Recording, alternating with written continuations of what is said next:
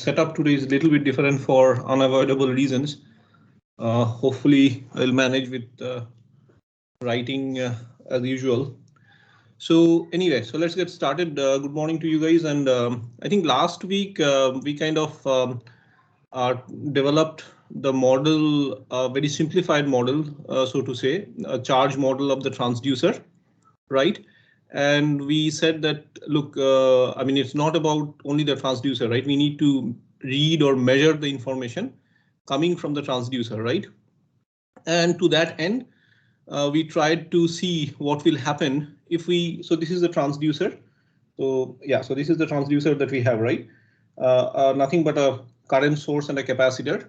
Now somebody can say, sir, why is it a current source and a capacitor? And that also I explained that, look, in terms of electrical networks, we have only capacitors, resistors, inductors, current source, voltage source, right? And nothing more. We cannot show that there is a charge flowing or something like that. I mean, charge flowing essentially is nothing but current, right? So we end up with a current source in parallel with a capacitor. And the capacitor, of course, has a lot of meaning, and we will see from where that capacitor also comes.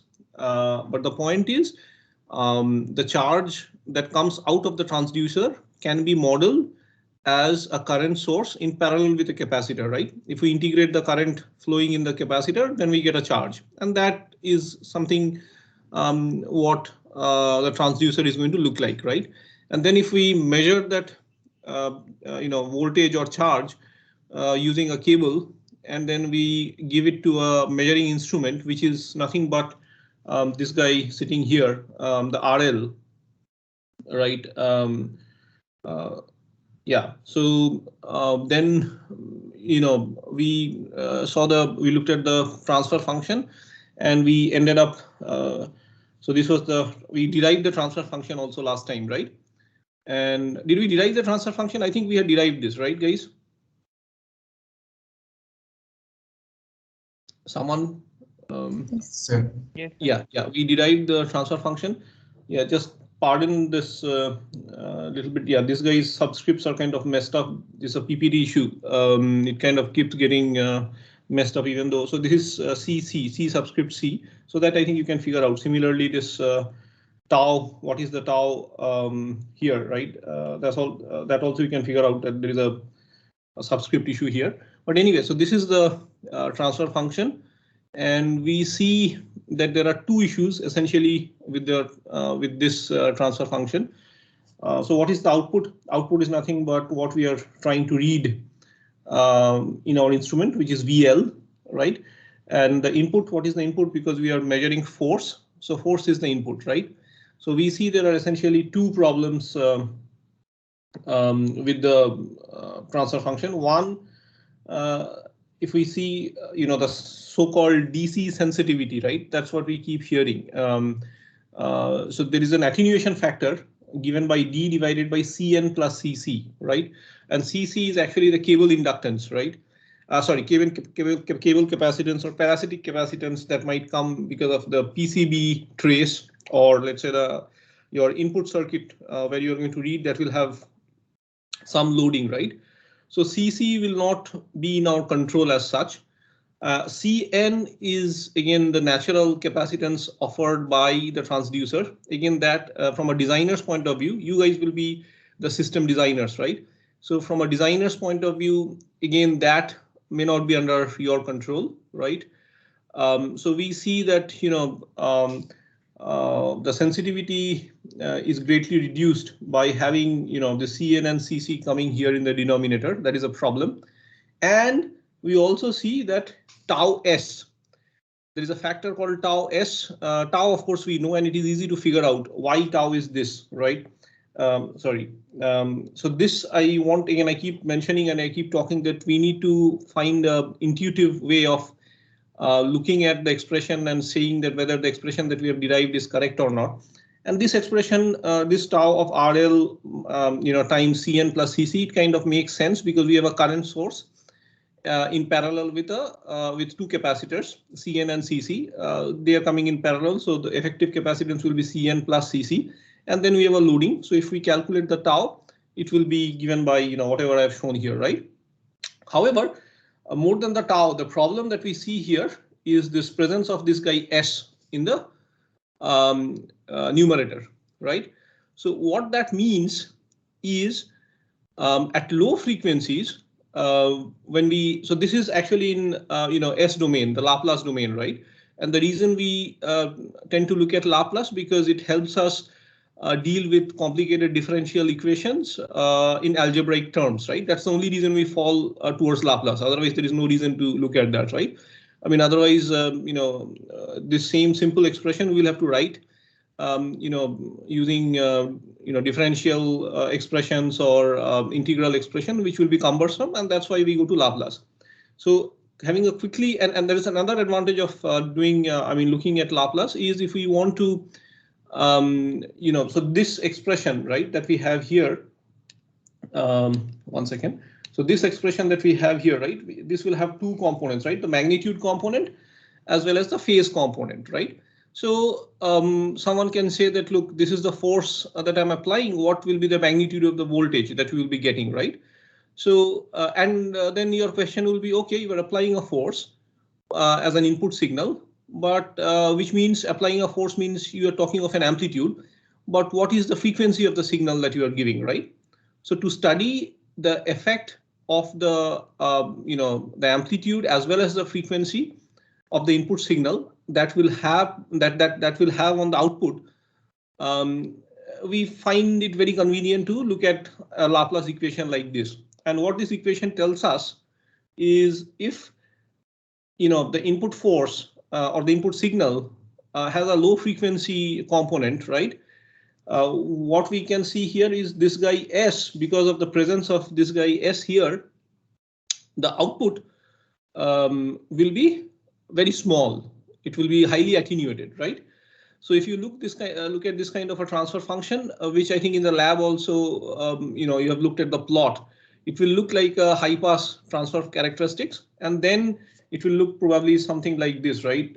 Something like this, right? That's what we have, right? If this is, let's say, the gain given by VL by VFS, and let's say this is omega, the input signal frequency, the gain will look somewhat like this, right? So we can see that at low frequencies, we have a problem. The gain falls at low frequency, and by no means it is a linearity problem. That also I think explained to all of you guys in the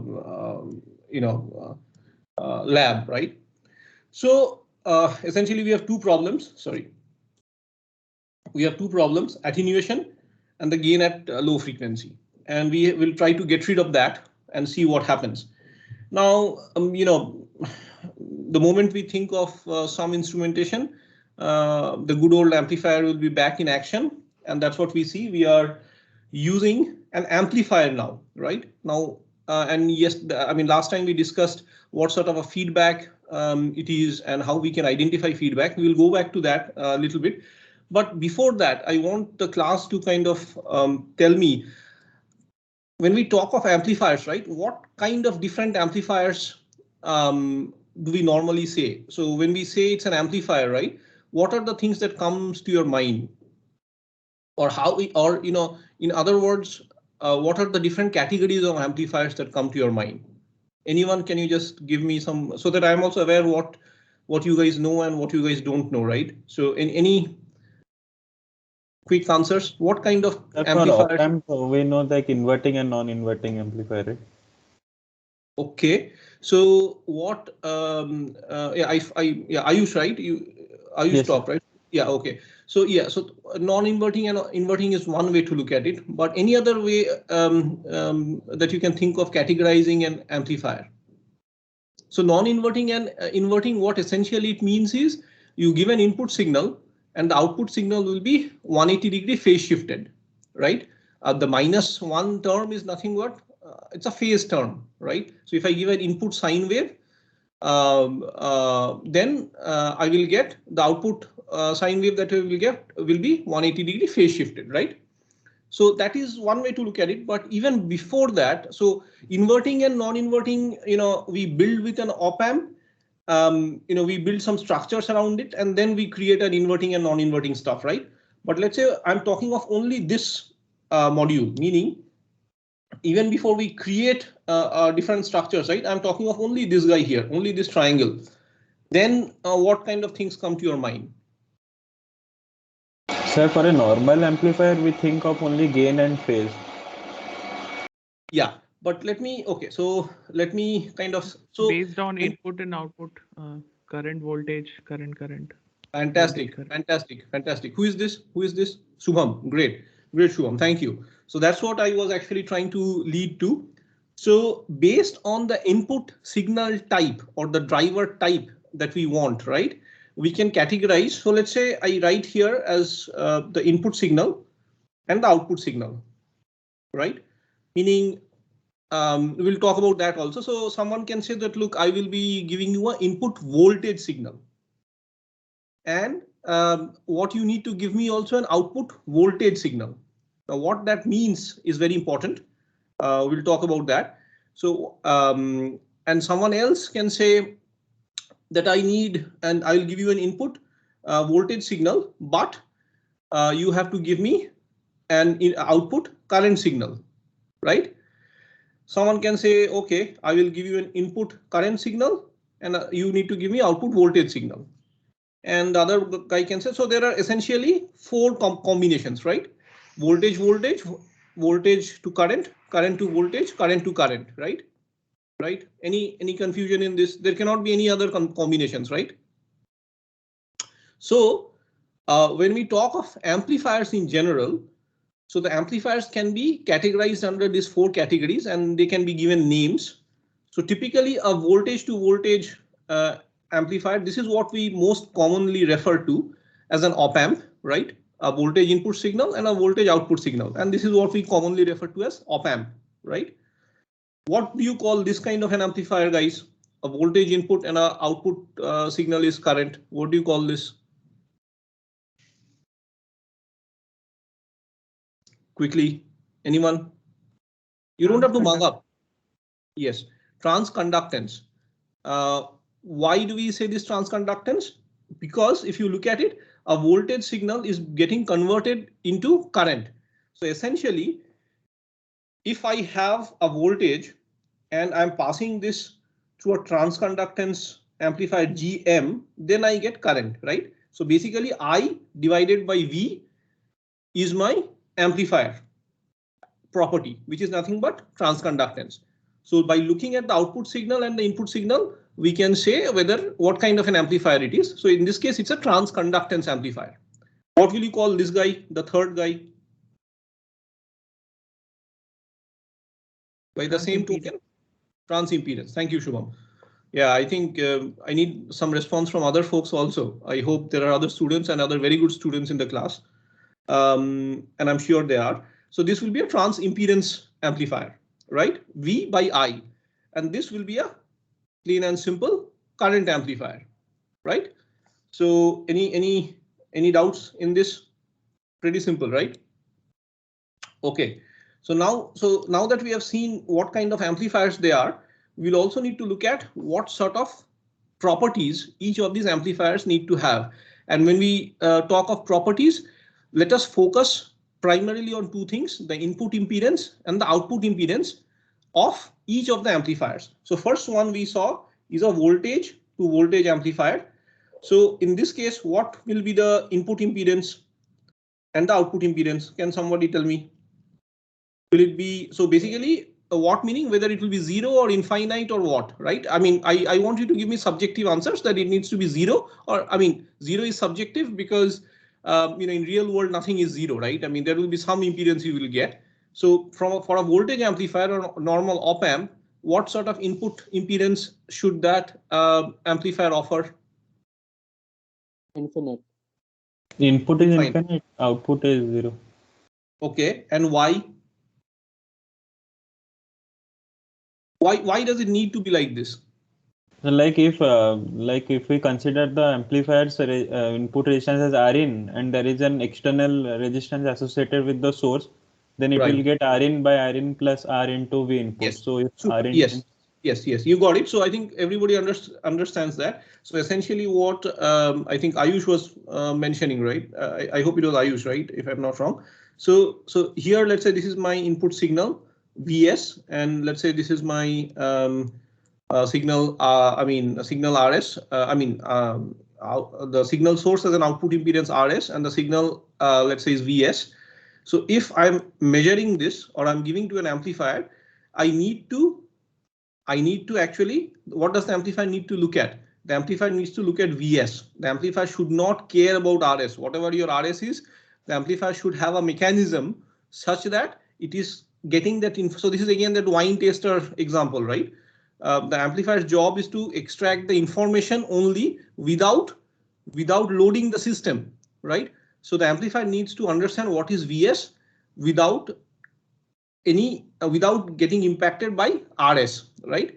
So that will only happen if the amplifier input impedance is infinite, because only then the voltage across the amplifier will be VS. Otherwise, if the amplifier itself is loading, then some of the information is lost in RS, and that is not a good thing to have, right? Because if the wine taster is in the process of tasting the wine, if he or she is splitting it on the floor, it is wasting the information, right? I mean, you're wasting stuff. That is not good, right?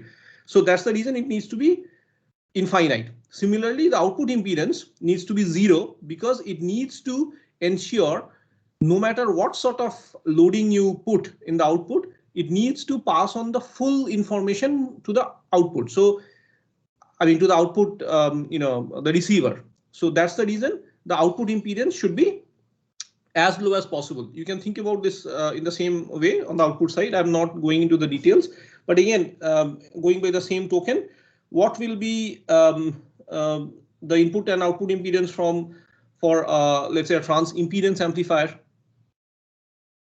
What will be the input impedance for a trans impedance amplifier, guys? Just by looking at this, you can tell, right? Quickly, guys. Same fundamental principle. Input is 0, output is 0. Yes, input is 0 and output is 0 because the signal that you are receiving is current. So you need to have a mechanism where the full information flows into the amplifier, and that can only happen when if you think of a current source, right? Because this is the input signal in this case, right? We have a resistor in parallel. However, so this is, let's say, RS and this is IS, right? If I need to measure IS, I need to have the amplifier must be offering 0 input impedance to the signal source so that the complete current IS flows into the amplifier, right? Only then you are going to get the complete information. So the input impedance should be 0 and output impedance should be infinite. Similarly, so let's say now when it is I to I, when it's a current amplifier, what sort of input impedance and output impedance should it be? 0 and infinite. Great, 0 and infinity. So you can work out the rest, right? Any questions in this? I think this is just a rehash of what you might have already learned, but I just wanted to ensure you guys are clear on these basic concepts. Any problem with this? Okay, great. So if there is no problem, then let's proceed and see that with the addition of this amplifier. And also, I think in the last class, I shortly discussed, there was one question I think somebody had asked me why it is a common source and all that stuff, right? I can get into that. So who was that? Is he there in the, and I had told him to wait till the next class. Is the person here today? Yes, sir, I had only asked. Okay, Ayush. Okay, great. So the question that Ayush had for, I think for the rest of the others, right? I had drawn something like an amplifier like this, and typical normal common source amplifier, and this was the output voltage, and let's say this is what was VDD, right? And this is ground. So I went into the discussion why this is called common source. So then I said that, look, if you look at the terminal that is being shared with both the input side as well as the output side, it is the source terminal, right? This source is grounded. The input terminal also, one of the terminals is ground, and the output terminal one of the terminals is ground, because the output voltage I'm taking it across ground and this. So the question, so there can be two questions, one of which Ayush had asked, sir, but what about the substrate? And for an NMOS type, if I were to, so this is a 3-terminal symbol of an NMOS. How do we draw a 4-terminal symbol for the same device? What sort of a symbol will that be? For an NMOS device, I will give an arrow right here. I will give an arrow, right? So this is drain, this is source, this is gate, and this is bulk. In the bulk, I need to give an arrow. So in which direction for an NMOS the arrow should be? Should it be pointing in from the bulk or the back gate, or should it be pointing out? For an NMOS device, guys, come on, 6th semester. Quickly. Anyone? Shubham, you can speak. Pointing in. Yeah, who is this, Shubham? Pointing in. Yes, sir. Why? Why does it point in for an NMOS? I kind of remember it like it is like this. Why? I don't know. Maybe following this convention, like in the source, it is pointing outside. So like. No, no, it's not like this. So the way to look at it, right? I mean, somebody would have done this symbol 50, 60 years back, or maybe 70 years back with some thought, right? So the thought was like this, because it's an NMOS device, the substrate. So how does the NMOS device look like? So this is a thin gate oxide, and we have the N-type drain and source. So this is a gate, right? And we have the back gate. The back gate is P-type. For an NMOS device, the back gate is P-type, right? Yes or no? And this is the gate. So this is a polysilicon gate. So this guy is your silicon dioxide, oxidation, and so this is what the structure would look somewhat like this, right? A very simplistic structure. So if you see, the back gate is P-type. So if you see, right, from the back gate to the source, we have a PN junction, so which is essentially like a diode, right? So that if you are drawing a diode, it would point from P to N, right? So that is the reason we have the arrow pointing from the back gate inside the device, which shows the body diode direction. The arrow is pointing inwards because there is a body diode. When you are fabricating the device, there is an inherent parasitic diode that is formed in the PN junction, and that junction direction is shown by this arrow. For a PMOS, it will be ulta, it will be reverse, right? Is it clear? Any questions, guys? Okay, so one question that I think Ayush had asked was, sir, so the body is also connected to the ground.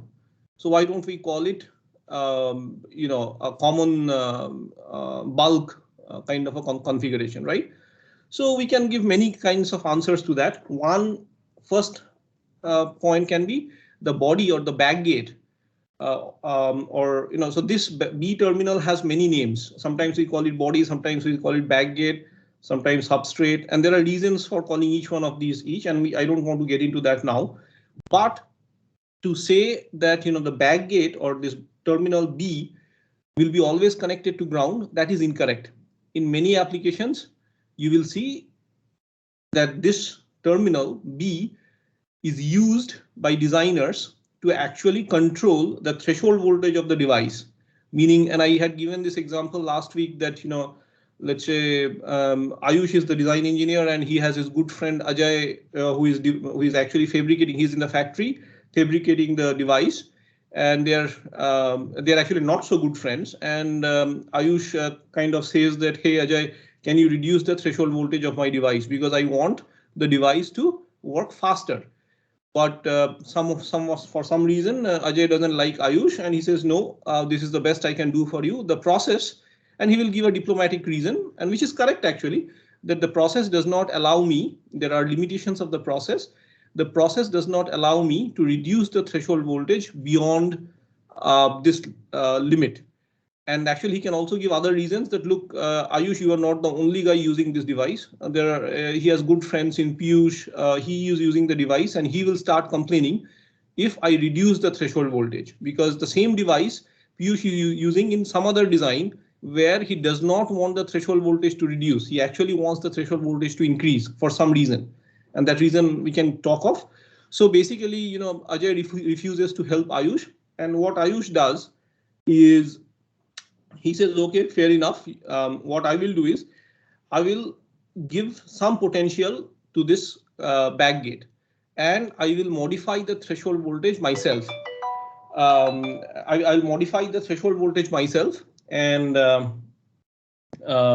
hence he can use this as a terminal to control the threshold voltage. So that can be one very simple example of why the bulk or the back gate need not be connected to ground all the time.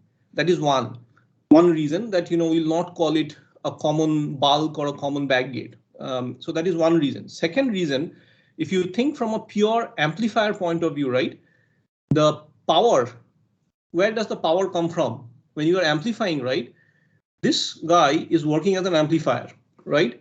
But it needs to get a power, right? I mean, it will not be able to amplify a signal without a power source, right? So basically, it's like this, right? If your mother asks you to do a job, right, you will be able to do it. And if it's a tough job, right, physically demanding job, you'll be able to do it only if you are strong enough, right? So you need that energy, right? So what happens is, if you look at from where the power is being derived by this amplifier, it is from VDD. And how is the power direction? Meaning, what is the power direction?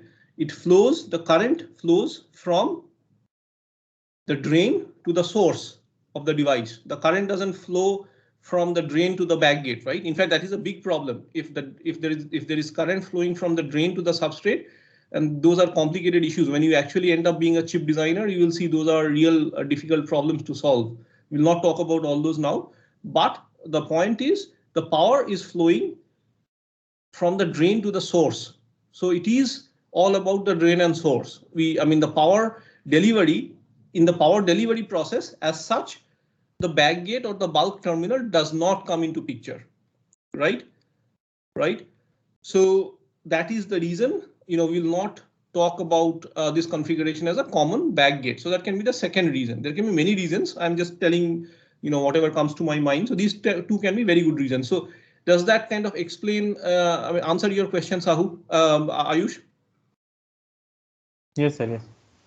Okay. Now, what can be the other question? That, sir, okay, you have taken the voltage across V0 is across this terminal and ground, and that's the reason you are calling it common source.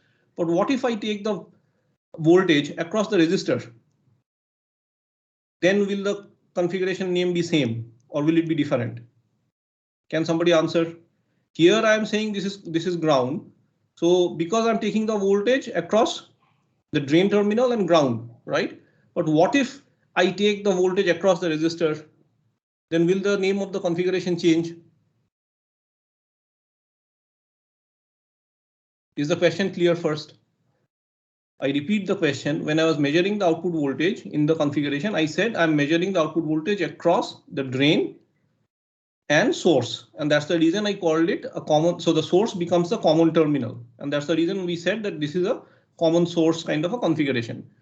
But someone says that, look, I will measure the voltage across the resistor. I will not measure, meaning from VDD to drain. So then will the name of the configuration change? So like if we are doing AC analysis, then that upper thing is also Exactly. grounded, right? Yes. AC. So what do you mean by AC analysis? Like for AC analysis, all the constant DC voltages will be like when we are giving input signal, like a sinusoidal wave or like AC wave, then while we are finding the gain. So let's talk about this, right? AC analysis. So let's say my VDD. So if you are doing a high-end analog circuit design, if you are doing designs in 22 nanometer and all that. By the way, I mean analog design the nanometer or the technology as such is not very important, because very nice things can happen in older technology nodes.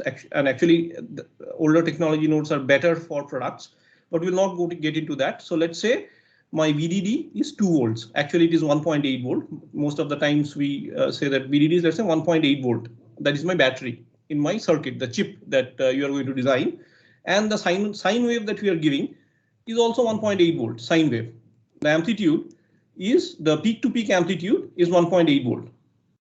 So if I give that, and if I want to study the characteristics of the amplifier, shall I do an AC analysis? I repeat the question. Actually, it is small signal analysis. Yes, it is small. So what do we mean by small? But so that it does not Meaning change how the small is operating small? point. So that it does Yes. not change the So, operating point.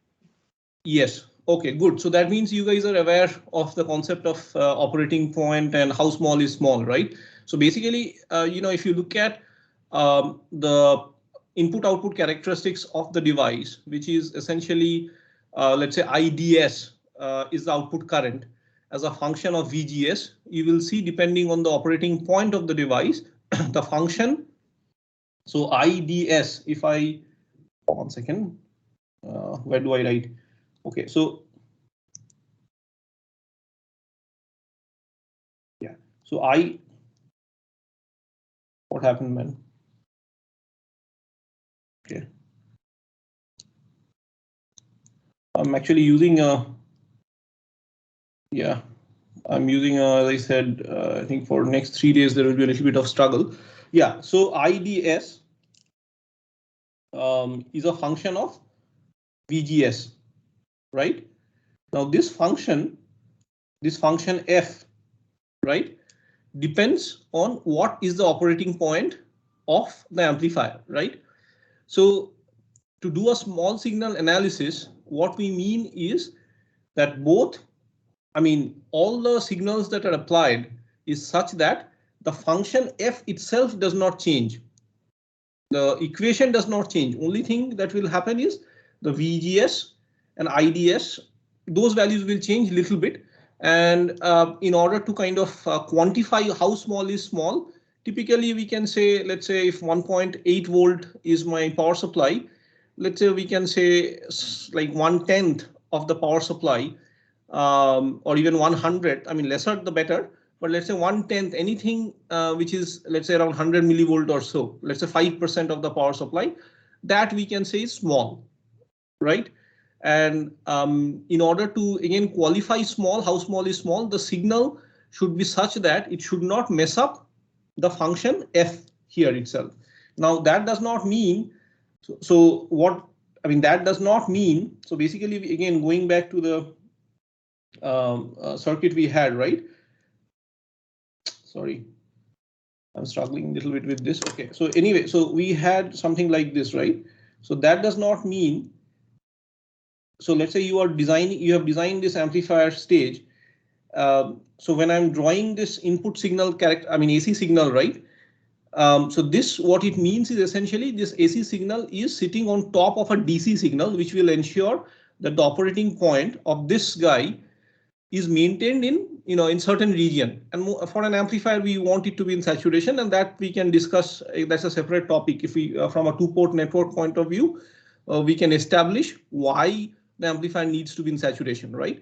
We're not going to get into all that, but the point is the input signal should be such that this device itself does not get messed up from its intended operating point.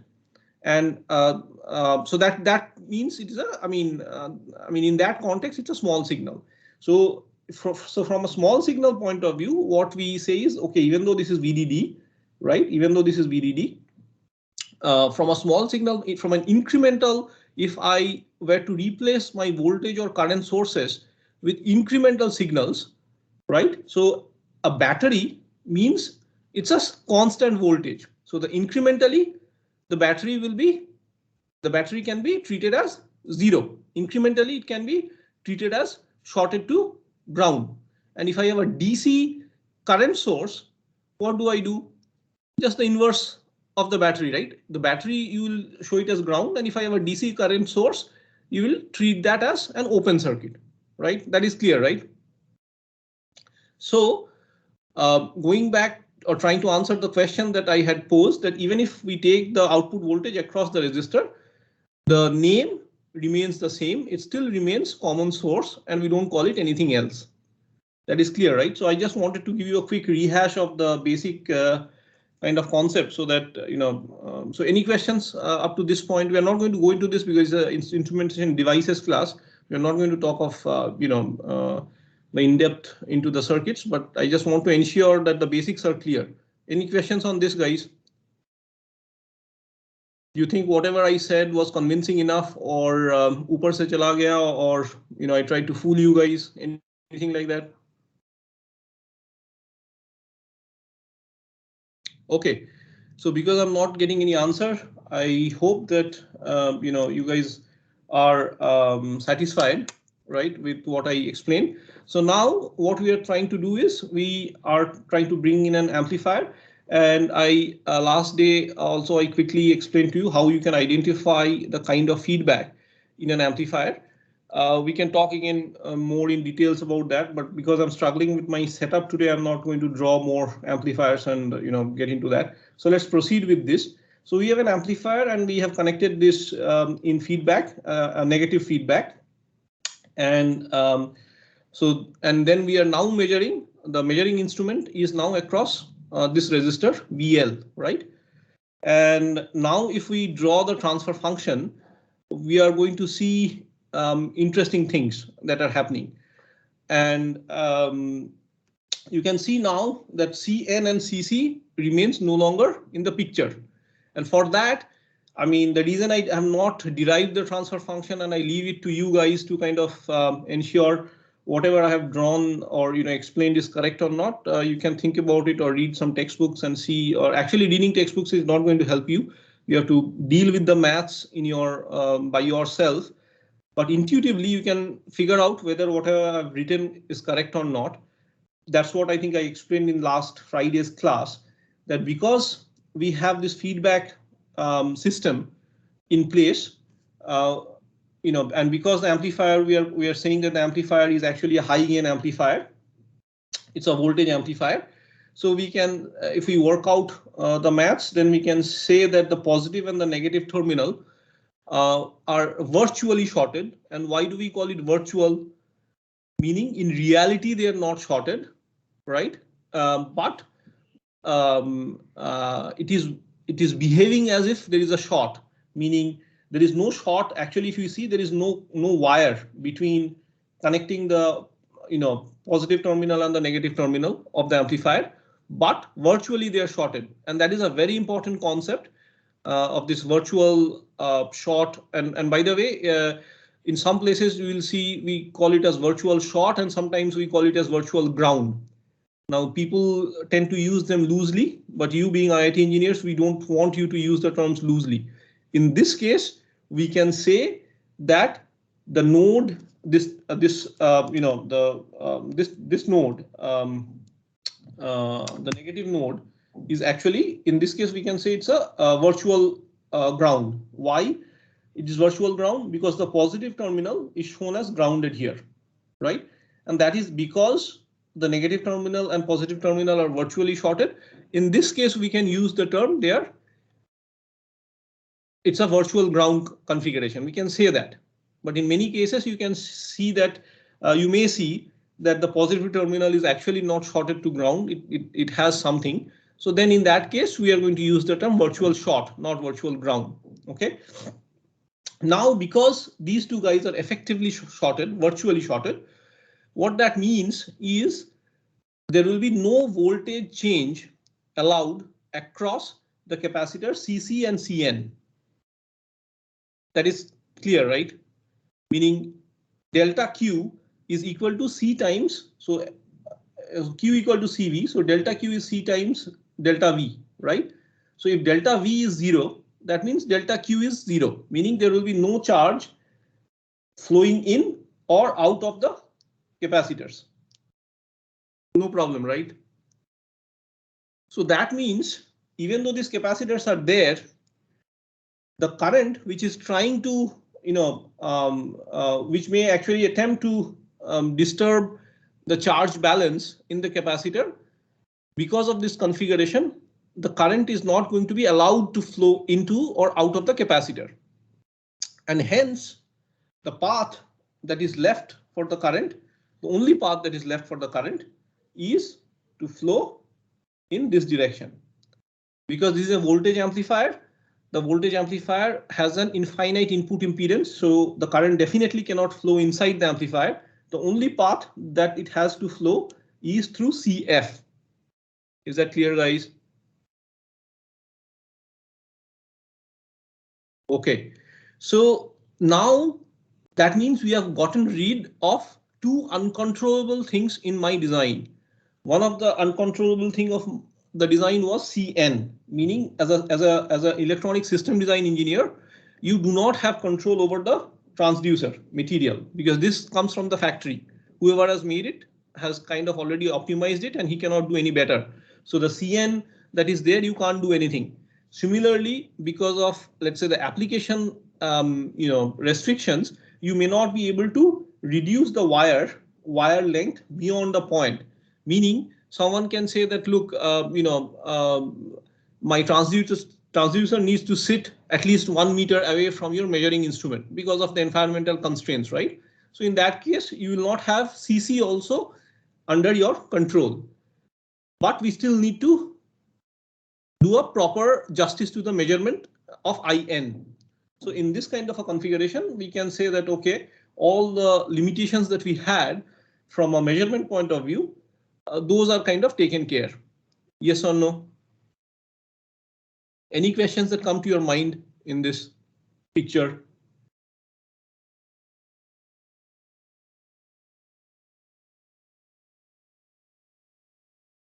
No questions, guys? So one thing you can notice here that this RF is there. I have kind of shown the RF with a dotted line. So this also I'd explained in the lab class. So do you want me to explain it again or it's fine, right? Why the RF is needed? You guys are clear why the RF is needed? If it is not clear, please let me know. Okay, so looks like RF is also clear. So just to for a quick dump, what I can tell you is that, look, when we are talking of a feedback system, the feedback must exist across all frequencies, right? But because otherwise it will become an open loop system and then we will be in trouble. So because if we have only CF as feedback at low frequencies, effectively CF is going to provide a high impedance or it's going to work as an open circuit and the feedback will be gone, and any small voltage that comes as an offset or whatever in the amplifier or let's say even flicker noise, which is actually a very low frequency noise, that will be amplified by the amplifier, which we do not want, right? And hence we need RF to be there in place. Okay, so good. So this assignment 2 I will not give out right now, meaning because you're already having one assignment. There will be overall 2 assignments before the mid semester. So I will roll it out later, but but this will be the assignment 2, and this is again not going to be a straightforward assignment. By the way, I think the first assignment not many of you have submitted. Only I think so far 2-3 folks have submitted. So please work on that. And so similarly, the assignments 2 should be probably straightforward if you understand the thing, and you are not going to get the solution in textbooks or Google or whatever. Google Baba is not going to save you. Neither are textbooks going to save you. The only thing that can save you is if you have understood the subject, whatever you have discussed, and then you have to be a little bit imaginative. Because as engineers, if you are taking a hardware, if you are making hardware as your choice in your career, you will need to innovate and you will need to be imaginative. So the question is, is the low frequency gain issues resolved with the previous diagram that is there? have we been able to resolve the gain issue? What should be the relative magnitude of RF and CF compared to the elements in the network, right? And then the most important, probably, sorry, most important question is propose an alternative solution to handle the low frequency gain issue. So this you will not get in textbooks. You need to think, and we can discuss. We can. So actually, in our times, we had one professor who used to, give us questions. He used to prepare his questions all by himself, and it would be very interesting because in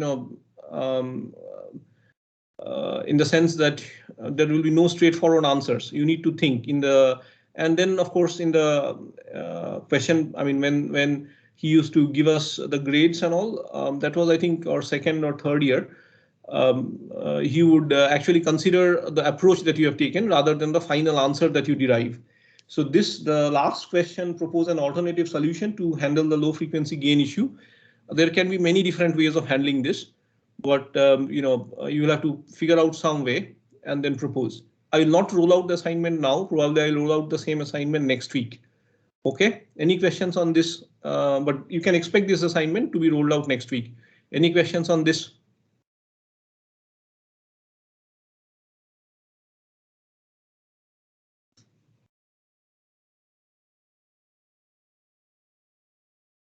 Anyone, guys?